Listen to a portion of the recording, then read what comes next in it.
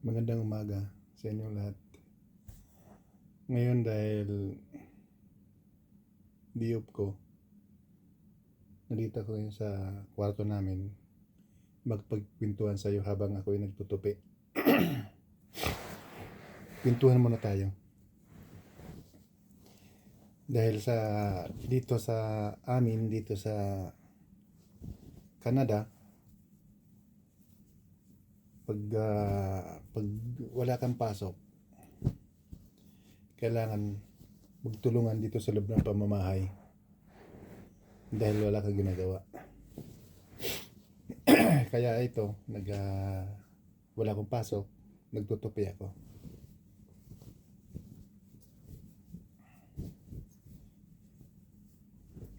Ngayon, kwentuhan tayo about tungkol dito sa Canada. Pag nandito ka nakatira, hindi pwede dito yung patamad-tamad ka. Kailangan magtatrabaho ka. Kasi sa lahat dito sa Canada, lahat binabayaran, lahat. Hindi pwede na hindi ka magbabayad sa mga utang tulad ng bahay, hindi pwede madidili. Hindi katulad sa Pilipinas, kung nangupahan ka, pwedeng sabihin mo sa may-ari, sa sunod na buwan na magbayad, dito hindi. Dito sa Canada, pag bago ka lang, talaga mahirap. Dahil hindi mo pa alam kung ano ang sitwasyon dito eh. Hindi mo alam pasikot-sikot. Pero dito, maganda kung maka-adjust ka na dito. Huwag kang mamili ng trabaho. Maraming trabaho dito. Basta huwag ka lang mamimili. Once na nakatrabaho ka na, maka-adjust ka dito sa Canada, magaan ang buhay. Ganoon dito kadali ang buhay. Hindi katulad sa Pilipinas. Pag hindi ka nakatapos pag-aaral, mahirapan ka mag-apply. Dito, hindi sila namimili o tapos ka o hindi. Tsaka pangalawa, kung galing sa Pilipinas doon pagdating dito, di ba mga professional, sila hindi nila inaano yung mga sarili nila na, oy, ayaw ko pumasok na yan dahil hindi bagay sa akin. Hindi. Iba dito. Professional ka o hindi, ang trabaho dito halos pare-pareho lang. Ganoon dito sa Canada. Kaya masarap ang buhay dito. Kung pagtungkol sa bilihin naman, kayang bilhin, mura ang bilihin dito. Basta magsipag ka lang sa pagtrabaho, kahit ilang trabaho gusto mo. Basta kaya ng katawan mo. Lalo na pag bata ka pa. Nako. Masipag ka lang, walang problema. Laki kikitain mo.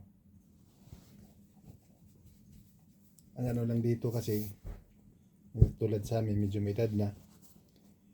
Medyo mahirap kasi malamig. Hindi man katulad sa atin na medyo mainit. Dito katulad ngayon, taglamig, mahirap sa mga tao na may mga arthritis, sumasakit-sakit ng mga tuhod. Yan ang mahirap dito. Pag yan, medyo may edad ka na. Pero pag bata ka pa, kayang-kaya nila yan. Kaya, basta dito sa Canada lang, magtulungan lang sa magpamilya. Walang ibang tutulong kung hindi kayo lang magpamilya. Ganun dito ka gandang buhay ng Canada. Pero pag ikaw ay magbakasyon ka lang, tinatawag nila nako, mahirap. Kailangan pag pumunta ka dito, meron kang siguraduhan na papasukan. Pero kung pupunta ka lang dito magbakasyon na sabihin mo tawag dito, para lang magbakasyon na hindi maganda dito yan. Yung tandaan nyo, mahirap dito sa Canada kung walang papel. Marami nang pinapawi dito ng government, lalo na kung ikaw walang papel na magtrabaho ka, delikado.